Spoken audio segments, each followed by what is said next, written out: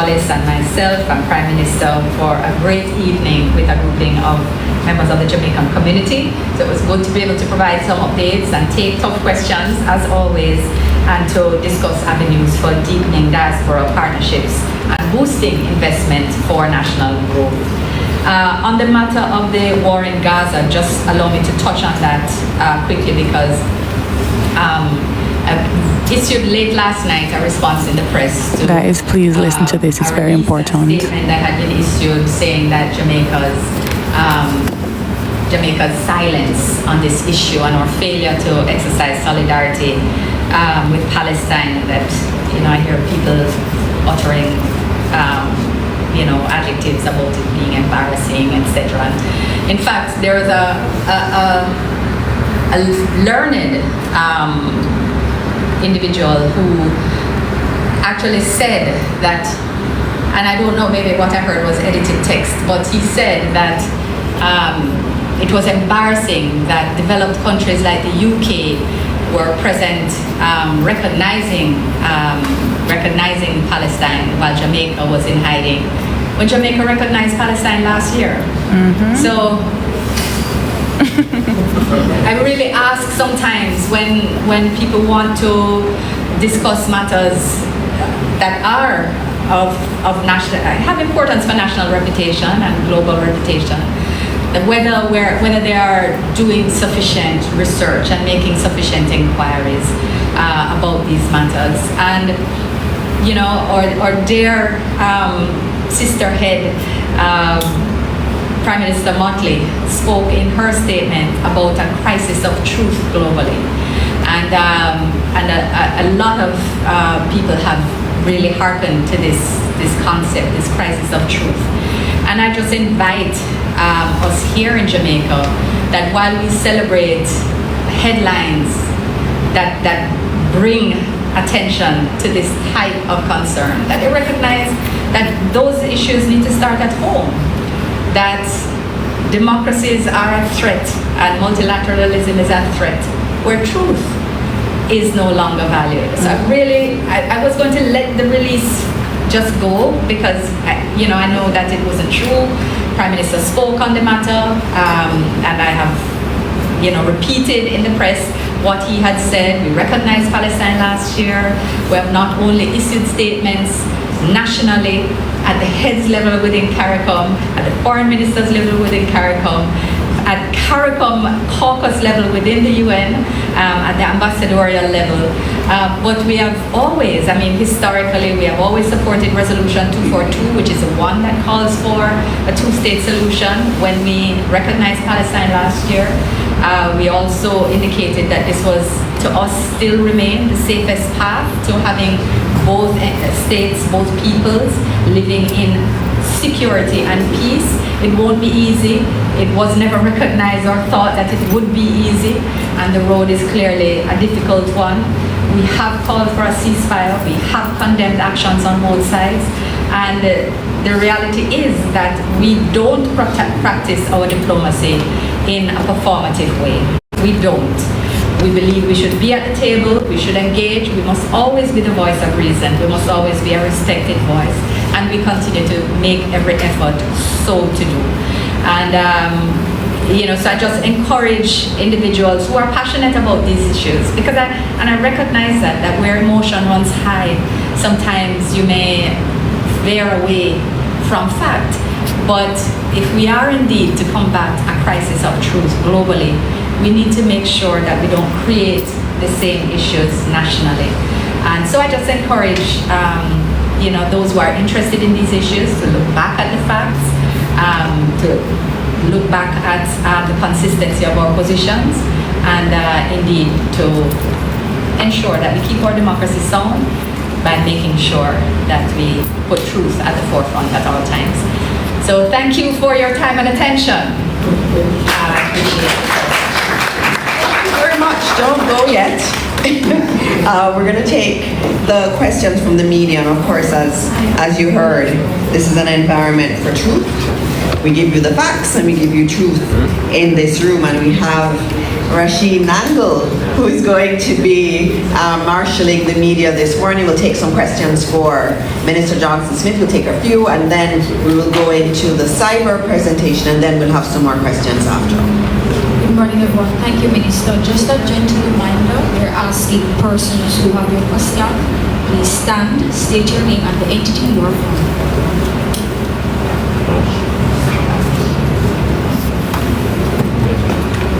Morning, everyone. Mahir Stewart, Nationwide News here. Question for Senator Johnson Smith. In terms of the meeting, the Consulate General meeting in New York with the diaspora members, could you just expound a bit on what kind of concerns and just things in general were raised by the members of the diaspora and what the response was from the government? As Minister comes up, I know that I saw Minister Abka Fitz-Henley. I don't see him anymore. I don't know if he's still in here, but he was here, and I just wanted to acknowledge his presence today. In his absence. Yes. Abka, make yourself known.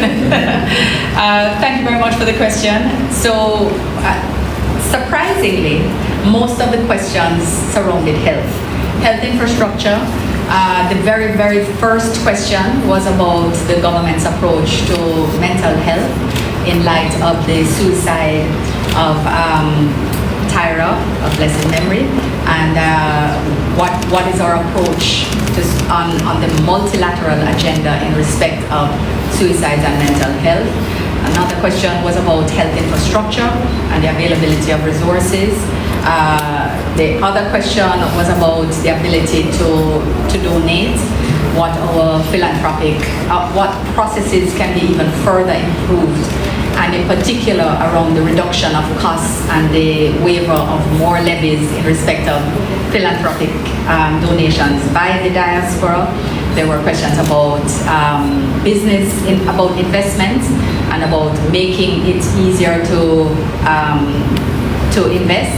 And in fact, some positive feedback was also provided, in particular on health donations and the process for health donation, as opposed to other more broadly, broader categories. So it was there were actually different questions around those themes. It seemed to be a great area of concern. There were also commendations for progress that has been made in terms of crime and security, and that this was in fact encouraging more of them to explore purchasing homes and second homes here, and also more considerations about return.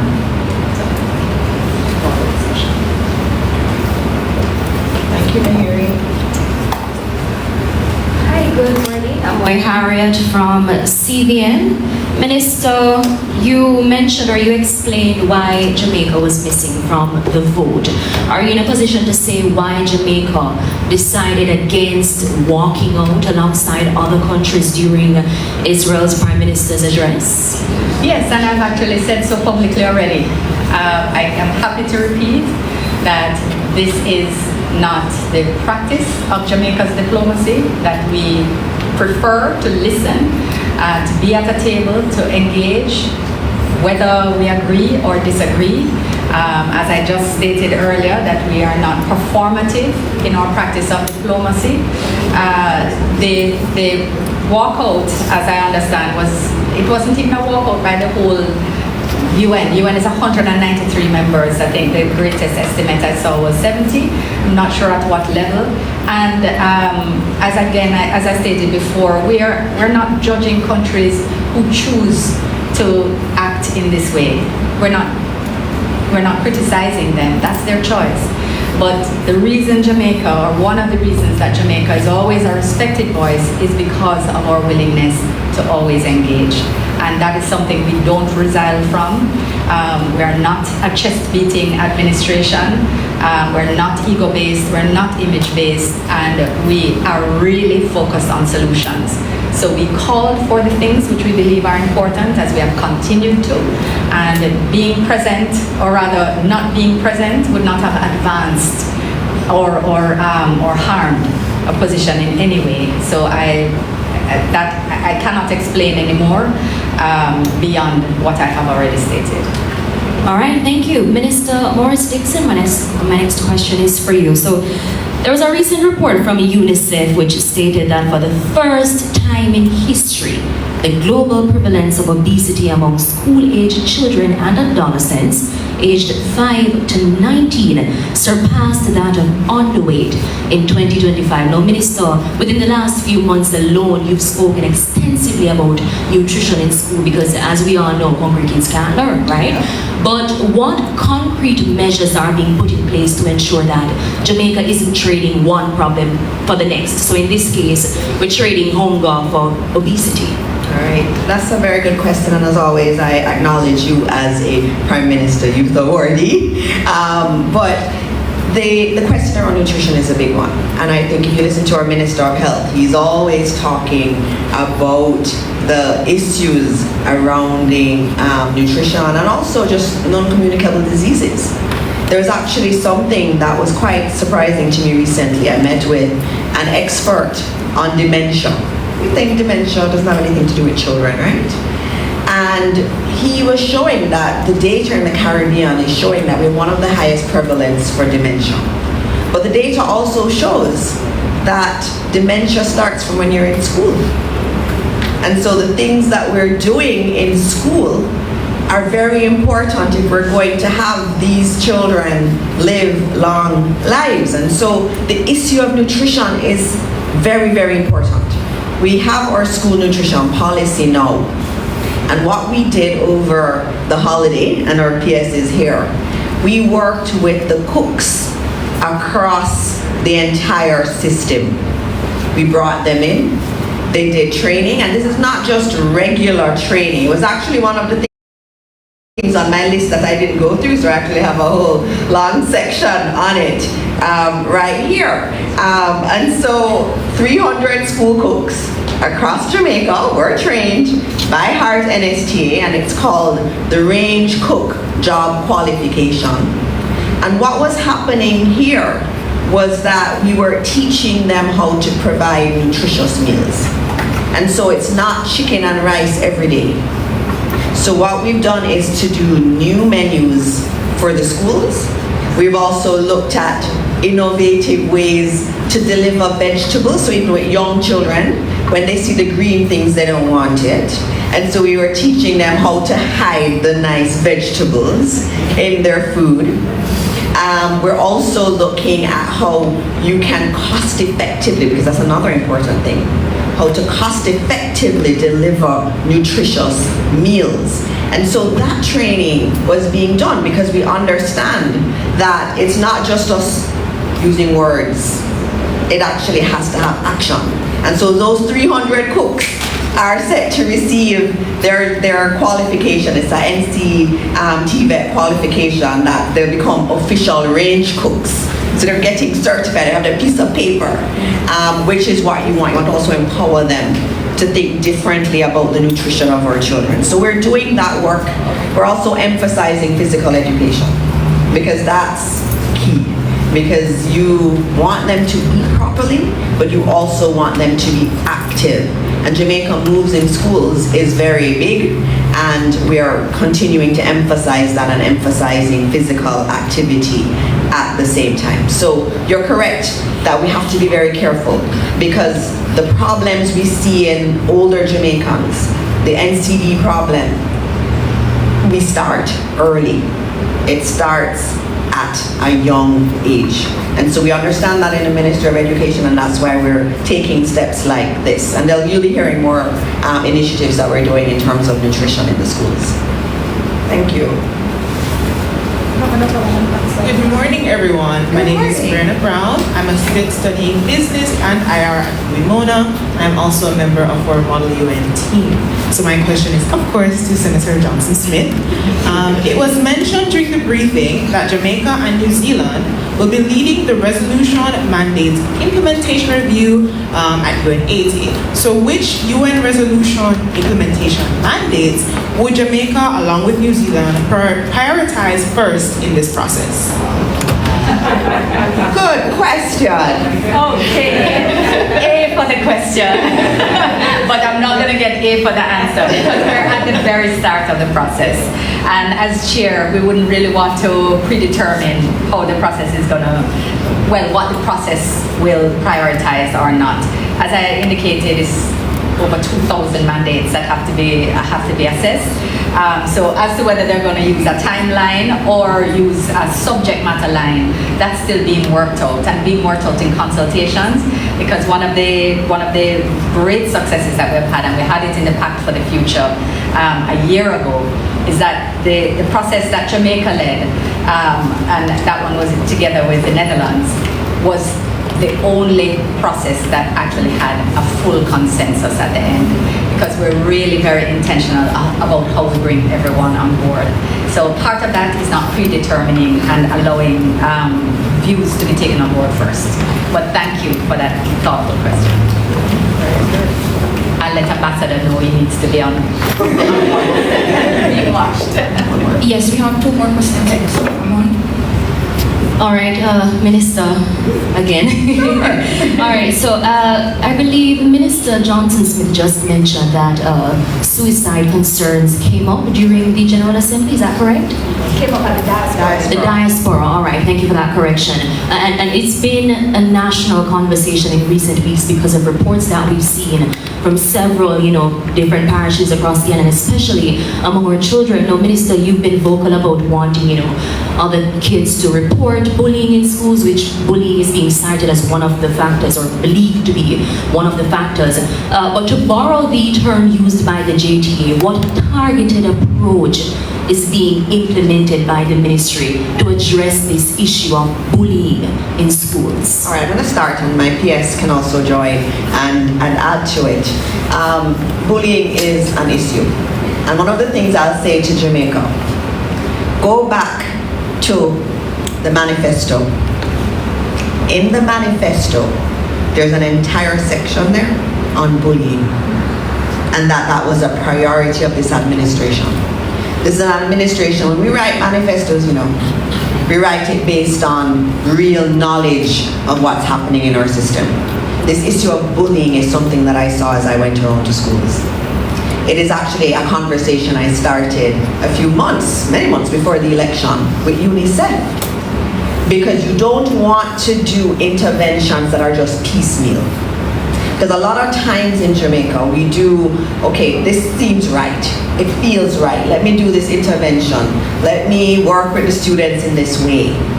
But there are international standards and international programs that have worked.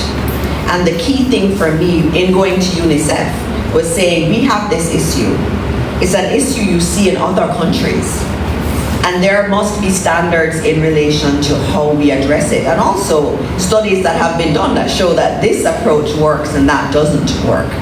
And so we're already actually quite advanced in the work with UNICEF in looking at an anti-bullying campaign that gets to the heart of the issues. So remember, we don't just want to put a band-aid on a problem. That's not our administration's approach to anything. It's about understanding deeply what the issue is. And we have many different sets of issues that are occurring. You have the person who is doing the bullying, who often is coming from a particular environment, and that we have to do work there. In the CPFSA, we met last week on the same bullying issue, and we were looking at children who may be exhibiting bullying behavior, and we're looking at having some of our therapeutic centers that we've written about and that we're implementing, having those therapeutic centers used for them and their families. We're actually looking at bringing the families in too. So it's not a band-aid that we are looking at in the Ministry of Education. We are having a mental wellness week in our schools where we're going to open up and talk more. If you look at our HFLE syllabus for schools that exist currently, it is in there. When you talk to children, talk to your first formers, they'll tell you that there are sessions where they sit and they speak about mental health. We have brought it into the curriculum. So when we talk about this administration, again, we don't just say things, we're doing it. It's in our curriculum. So when you take up your HFLE syllabus, you see the focus on mental health. We're also working with the Ministry of Health on wellness gardens on the benches. And our Deans of Discipline Associations will tell you that their focus as Deans of Discipline has been on providing spaces of wellness, because they realize it can't just all be punitive, just giving suspensions. We also have to look at how we empower our children to tap into the emotions and feelings they have. But there's also more to it. I can go on all the honesty now, but there's more to it. When we talk about peace in our country, we talk about violence prevention in our country.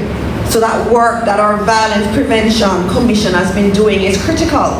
And that's going to be coming soon, and we'll be talking about it at post-cab here. Because there are elements in our society, cultural norms too, that we're going to have to address if we want to truly do this. But we have to be strong on this bullying issue. Our guidance counselors or principals know that the ministry has empowered them to act strongly against it. There is no room for it in our system. No room at all. And they know that. But at the same time, we are also going to do what we have to do in order to create spaces for children to feel safe, at least at school. The reality is they don't feel safe at home. They don't feel safe in their communities in many instances. And so we have to be using the school as that avenue to give them that sense of self and validation. And we are ready to do it. We are doing it.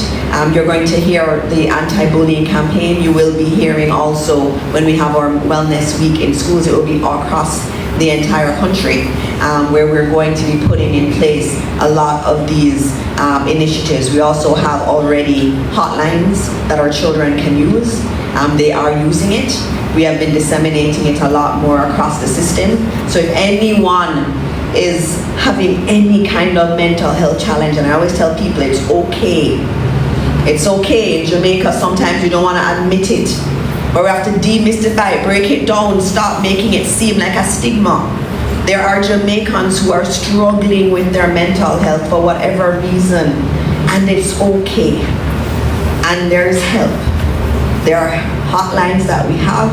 There are people who are going to take your call, that are going to treat it seriously. Don't suffer alone. Don't suffer alone. All right.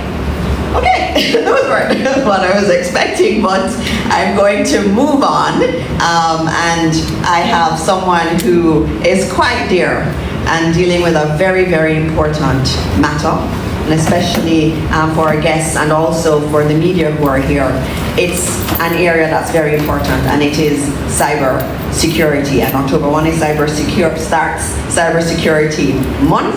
And so I am going to invite to speak to you the head of the CERT, and he'll tell you what the CERT actually does. But Lieutenant Colonel retired Godfrey Sterling, the director of the Cyber Incident Response Team Division, is here, and we ask that you welcome him.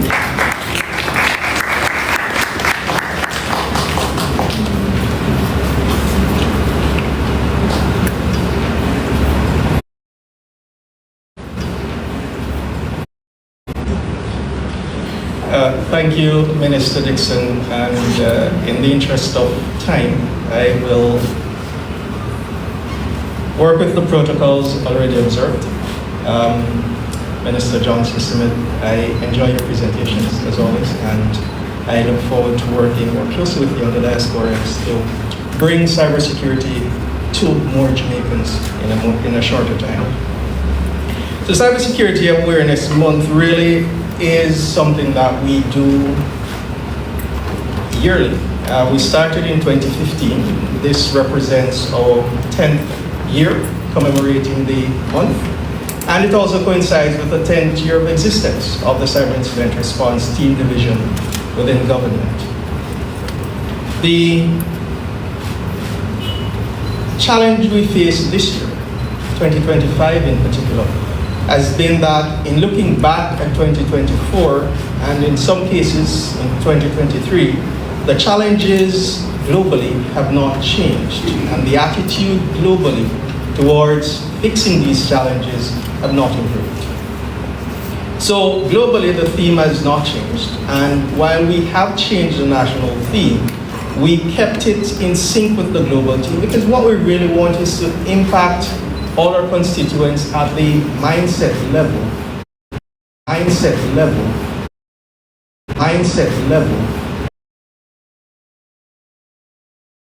in terms of open cybersecurity.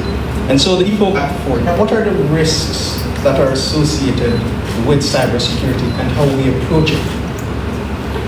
If we think just about the threats but not the impact, then we sometimes don't appreciate the risks that come with it.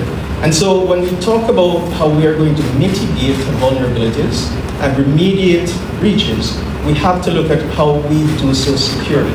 And this really begins with the creation of a secure talent pipeline that will deliver in the near, medium, and long term skilled professionals in a very sustainable manner, so that we don't have to necessarily look abroad for the talent, and we can actually find persons to do the work who are coming out of universities, not just theoretically enabled, but practically empowered to hit the ground running. So what the CERT division aims to do this year, and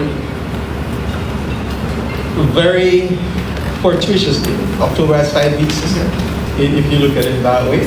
So we get an extra week to really sort of engage with you in a more amplified way. But we start the first week by looking at just how the public sector delivers cybersecurity to Jamaica for Jamaicans on behalf of the government. The government is really a facilitator for cybersecurity. And what we do is facilitate the other two bubbles. The next layer out is the bodies corporate, both public and private, that must deliver secure data collection, storage, and the provision of services or access to services to the people. And the third layer are you, the individuals. How do you treat with simple things like your own cyber hygiene or cyber delinquency, your own devices, and what practices do you take into the workplace, and how those practices impact the delivery of secure services and the creation of data-safe spaces. Then we recognize that government can't do it alone, so we're going to focus in week 2 on the private sector.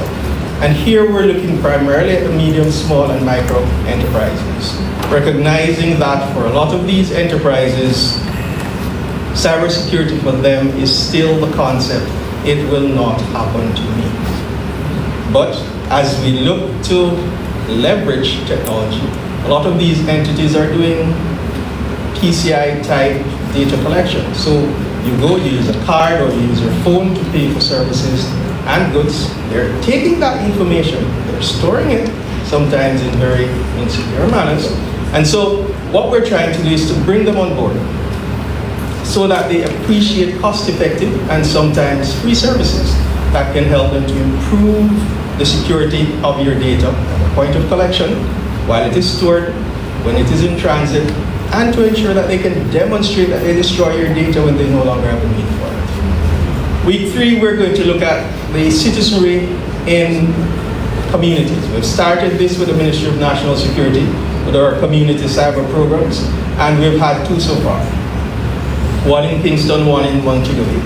What we found during these things was that there are a lot of members of the communities who don't really appreciate what cybersecurity does for them and the secure use of technology, as well as the secure provision of their data and their rights as data subjects. So we're bringing the Office of the Information Commission on board, we're working with the Ministry of National Security, and we're taking cybersecurity to the communities.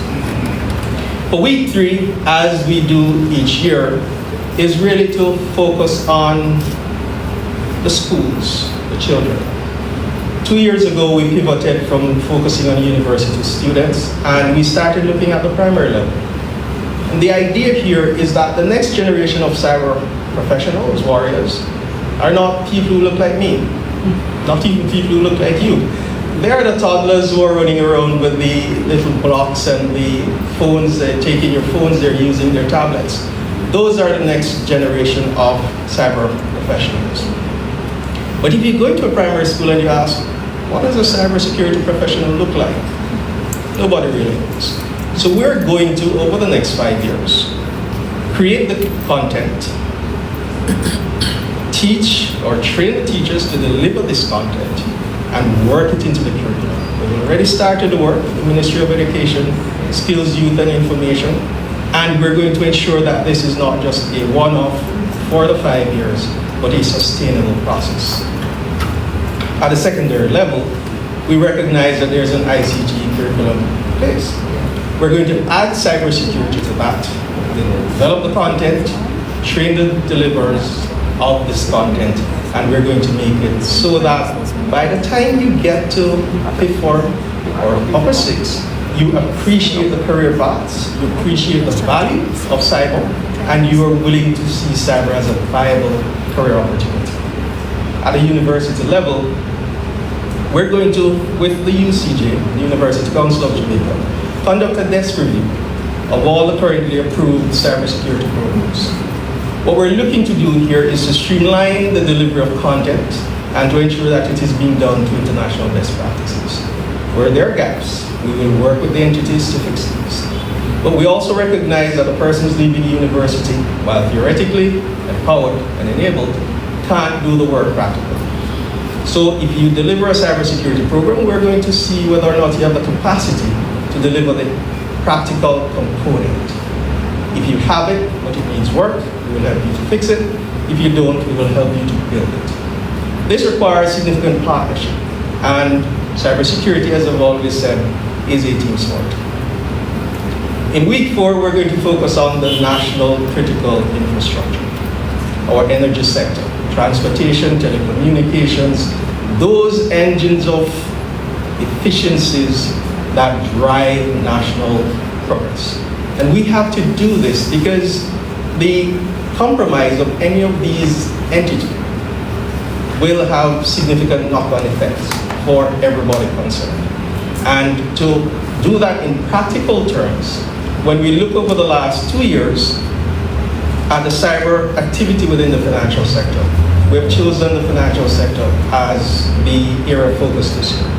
And so right here at Jamaica House, on the back lawns, we will have a simulation exercise that chronicles the attack on the financial sector that over a period of time cripples it, and how we as a country, including the incident response teams within the banks, the regulators, the Financial Services Commission and the DOJ, law enforcement, the JCF and MOCA, as well as your national CERT, will tackle this problem and respond so that in the event it actually happens, you're assured that your country has the resources to at least get the ball rolling in terms of identifying the issue, containing the problem, responding in terms of sanitation, and have the capacity to upskill up man if the need arises. So Cybersecurity Awareness Day will take place on October 30. The opening ceremony will be in this very room, and some of you will be invited back to participate. But the day's activities will take place on the back lawn, and it will feature this immersive experience into how the financial sector responds to and secure your digital assets. Before we get there on the 23rd, we have National Cybersecurity Awareness Month Career Day. And this will take place at the University of Technology in Lecture Theatre 50. And what we're hoping to do this year is to do more than just talk to you. We'll have a virtual tour of our Security Operations Center since we can't take you there. And we will show you what a day in the life of a cybersecurity professional in a Security Operations Center in Jamaica at the national level looks like. Ladies and gentlemen, your national cybersecurity setup has an average age of 22 years.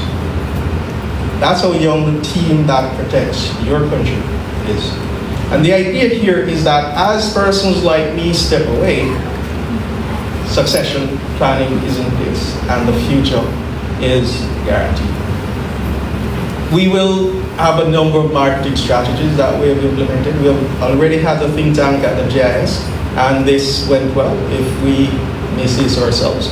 There'll be cyber nuggets that we will push out. There will be trivia questions and quizzes that will have some prizes available for those who participate and answer. And the signature events for this year really remains the Career Symposium, which we're targeting all 3 levels of the education sector here in Jamaica. And CyberXGM, which is our national cybersecurity exercise, is being reintroduced. We had a challenge with the platform provider who retooled, refocused, and no longer provided the services that we require. And the procurement process to get a new platform does take a while. But we believe we've identified one such, and we're going to have the exercise this year again. And what this is, it's really bringing all the stakeholders within a particular sector or nationally together to demonstrate in practical terms what would happen in the event there was a cyber incident that had national impact or import. But we must make mention of who serves you and what we've been doing for the last 10 years. Cybersecurity as a concern in Jamaica really started with the catalyst of the large-scale website defacement in 2013. And I remember I was a captain in our Intelligence and Operations Center at a time when the State Minister in the Ministry of Energy and Technology visited, and we had no solution. Even though I had been advocating for cyber from a military standpoint, there was no national solution. Through the OS and the CERT of Uruguay, we were able to fix the problem. But coming out of that, the government of the day decided that we needed to fix this. And so in 2015, the division was born, and the National Cybersecurity Strategy was promulgated. This led to significant changes in how we looked at cyber, because for the first time in Jamaica, we could see some of what was happening in our cyberspace. We did not have to rely on consolidated data for North America or the Caribbean region. Between 2017 and 2019, there was a need to retool. And so the broader Plan Secure Jamaica, which was created to deliver on the safety and security component of the government's mandate, had a cyber component. And the CERT was a beneficiary here. But then the pandemic struck, and we had to pivot from being just a response capability for government to looking proactively at our entire attack surface and being able to manage the threats that we were seeing. And so the creation of the National Security Operations Center took place. In 2022, we actually achieved full operational capacity with this facility. And what we were able to do from then on was to actually deliver statistics for Jamaica from Jamaica. What it allowed us to do is to say to individuals and entities, these are the vulnerabilities we're seeing for your entity or for your space, and this is how we recommend you fix it, so that you could mitigate the impact of a breach should it occur. But we had to be able to do this in a sustainable way. And so the creation of the Strengthening Cybersecurity in Jamaica project took place. This took about 3 years to happen. The IDB board approval for the loan funding was received just last week, but we would have gotten the approval of the cabinet to enter the project into the PSIP in March, and so starting this month, we're going full steam ahead. And what this project will do is to actually leverage the existing technologies to bolster how government delivers cybersecurity and how we can protect you. From a training standpoint, we would have just launched the Jamaica Cyber Youth Empowerment Academy together with SANS. Currently, it's funded by the government of Canada, but what we're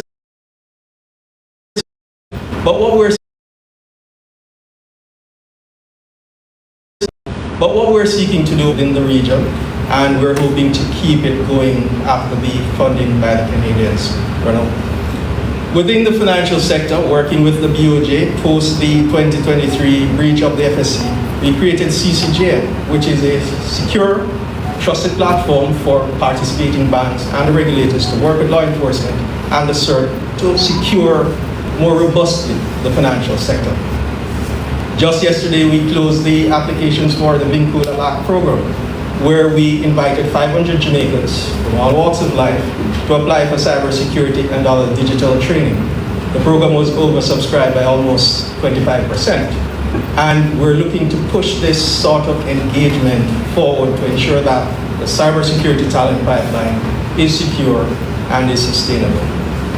And so I took the time at the end of telling you about the month to tell you about the CERT and the 10 years that we've been delivering cybersecurity on behalf of government of Jamaica to the people and their sovereign interests. And we encourage you, if you have any questions, to let us know.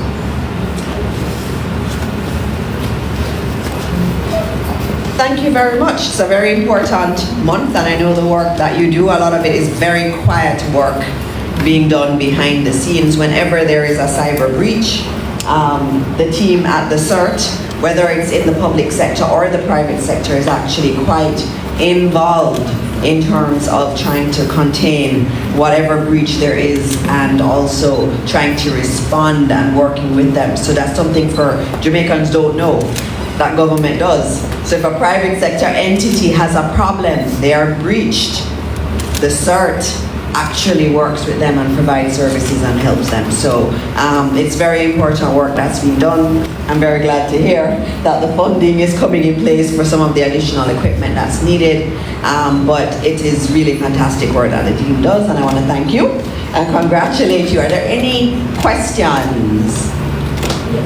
Okay, yes, I see one hand up, and the microphone is already there. Morning again, everyone. Questions for each speaker. I'm going to start with Minister. Minister, we do have an incident right now in Manchester, in which a student from Manchester High has been reported missing since last week. Yes. And obviously, in terms of surveilling students once they leave school grounds, we know the responsibility that schools have and national security. But in terms of us as citizens, the everyday citizens, what responsibility do we have in terms of ensuring that children who are on the road don't loiter and get to where they need to get to? Children who are lost and may not know where to go can get an adequate way of getting home. And on top of that, in terms of students that are missing, or children in general that are missing, what responsibility do we as citizens have in aiding the process of finding them? Thank you very much for putting your question the way you did. We're all very concerned.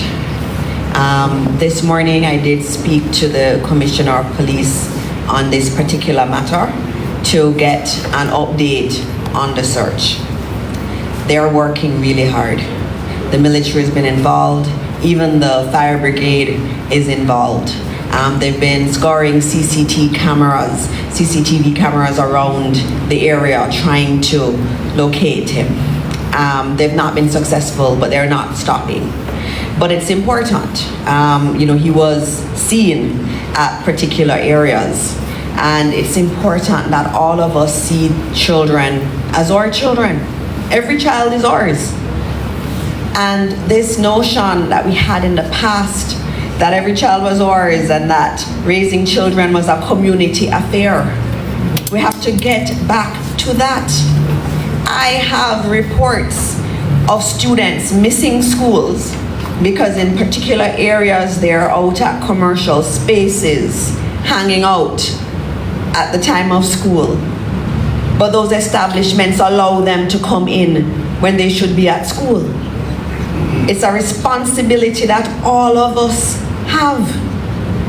We have to understand that our children need us to really care for them. It's not just their parents. It's the entire community that has to do it. And so as we do the search, as we continue this search, let it remind us that every child is our child. We can't see it like somebody else's problem. And so if we see a child that needs support, needs help, we need to provide that support and help to channel them in the right direction. We can't see them on the road in the middle of the day and not say, why are you here? What's going on? Why aren't you at school? How can I help you? Do you need me to put you on to someone? Do I need to call CPFSA? If I know that I hear something next door, quietly call.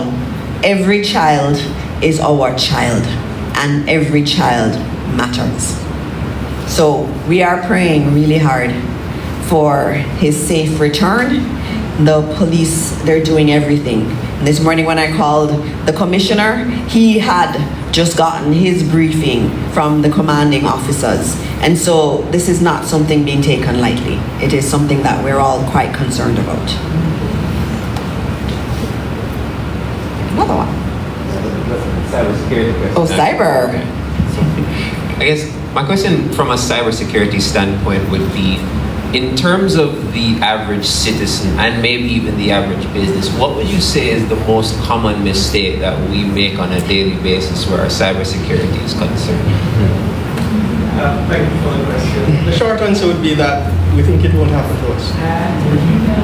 And the long answer would be that we don't take enough time to understand the technology we're trying to use and to understand our responsibility to those who we're providing services to or whose data we're collecting in order to do that in a safe and secure manner.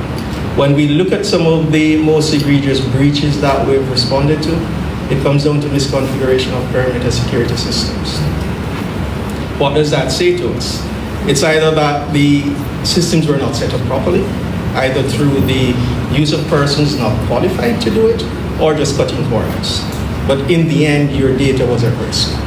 When we look at our personal systems, it's how we approach the digitally enabled world we live in. So we believe we must be out there, we must share, we must overshare. We do not take into consideration the size of our digital footprint and the need to, from time to time, sanitize that. So for the general public, the idea is to stop being a cyber delinquent. Appreciate that you live in a digital environment, you're a digital citizen, whether you're a native or a tenant, and to ensure that those devices that you use are no longer the Nokia 3310s. You carry your lives in your pockets. So if you have to use it, then lock it and take it with you. And for businesses, understand that data is your new currency. And you must securely collect, store, and transmit that data. But you must also get rid of it in a demonstrable and secure manner when you no longer have use for it. If we take those things as individuals and individuals' entity, and then group them into communities as a nation, we will move cybersecurity forward. Thank you. Minister, we have one more on this side. Okay, so this is our last one for today. Good morning. Good morning, everyone. Jerome Williams from the Jamaica Observer. Question for Lieutenant Sterling on the cybersecurity issue. At the start of your presentation, you mentioned that the challenges have not changed and the attitude has not changed. Could you specify some of the challenges that you're referring to and the attitude as well? And also, based on your assessment compared to previous years, how susceptible are Jamaicans to cybersecurity threats? Thank you for the question. Not sure we have time today to answer all of it in a fulsome way, but I will try. So I will deal with the common threats last, as we treat with the attitude first. And globally, what we're seeing is that the geopolitics of current tensions and wars are driving significant hacking activities. If we recall the start of the Russia-Ukraine war, all the known actors then chose a side. When we look at the Palestine, Israel, and to some extent the Hezbollah conflict in the Middle East, all their actors are targeting each other and allies of those parties to the conflict.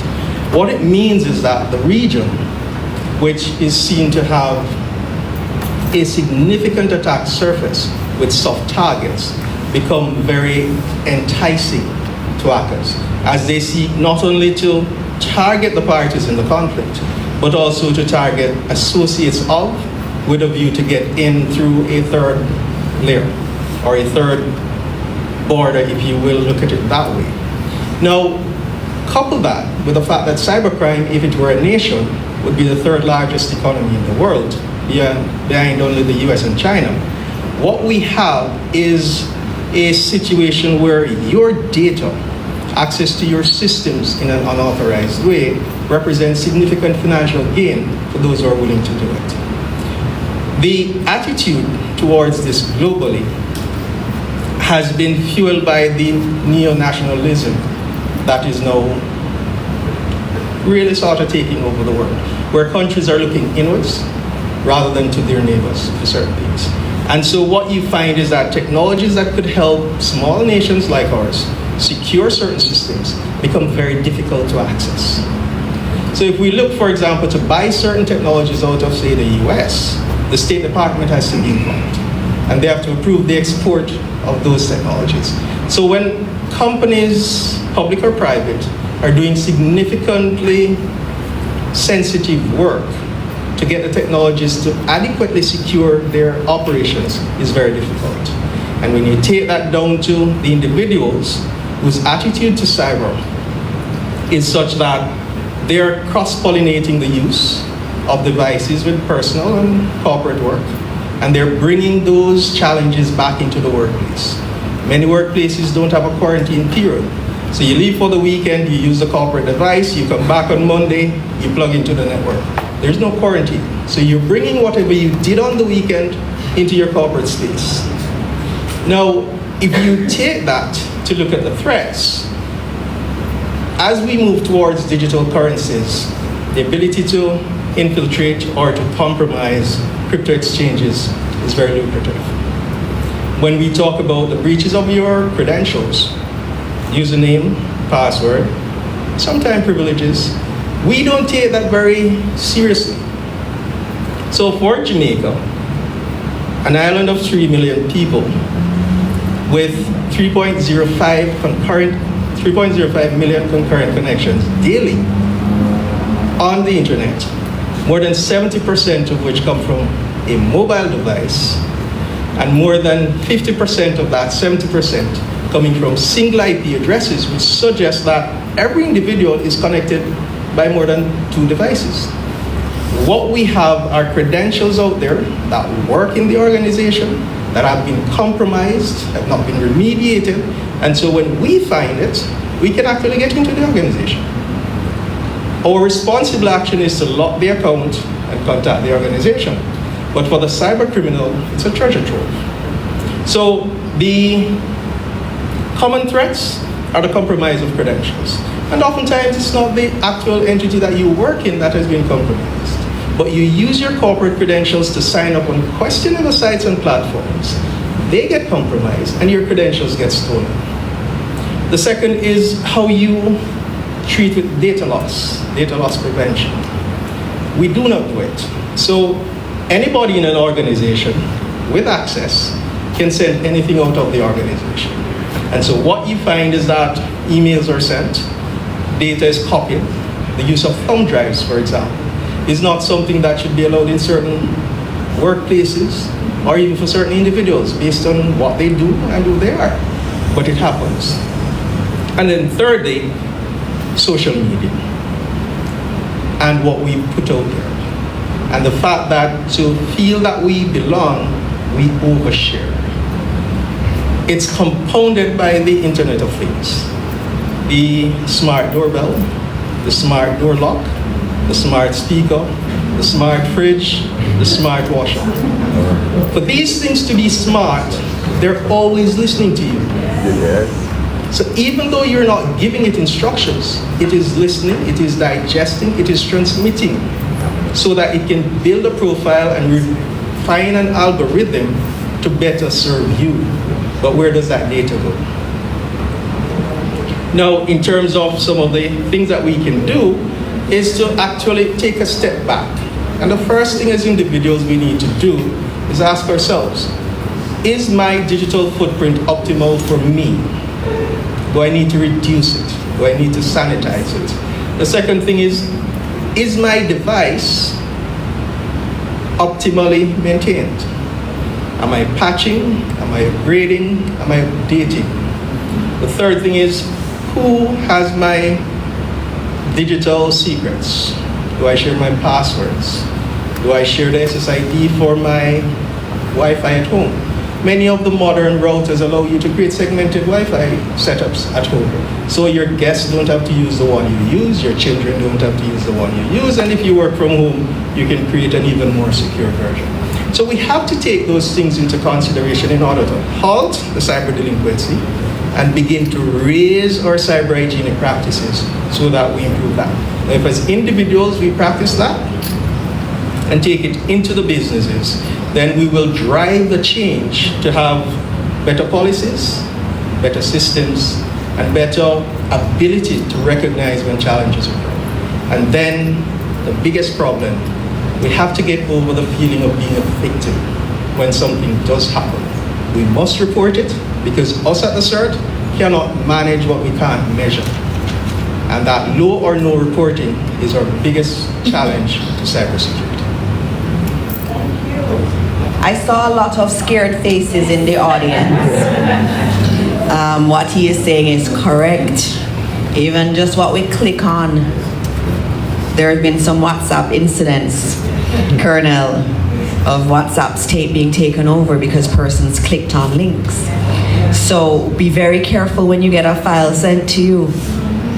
You don't have to click on everything. But it's very sobering. It's a great reminder you're excellent at what you do, you always have been. And we're very glad to have you in our public sector. You know, we have the best public sector in the world, and you're one of the examples of that. And I hope everybody will leave here not just scared, but ready to make some changes in terms of your digital habits. All right, so we're at the end of a long postcard, but a very good one. Who would have thought that cybersecurity would have linked so well with foreign policy? There's a beautiful connection there. And so I want to thank you all for being here, just reminding you that we've started Breast Cancer Awareness Month. It's October 1, it is that month, and we will talk a bit more about that in another post-cabinet press briefing, really looking at the state of our women and women's health in one of our post-cabinet press briefings. On Sunday, it is also World Teachers Day, and there'll be several activities to commemorate that. Our teachers are absolutely critical to everything that we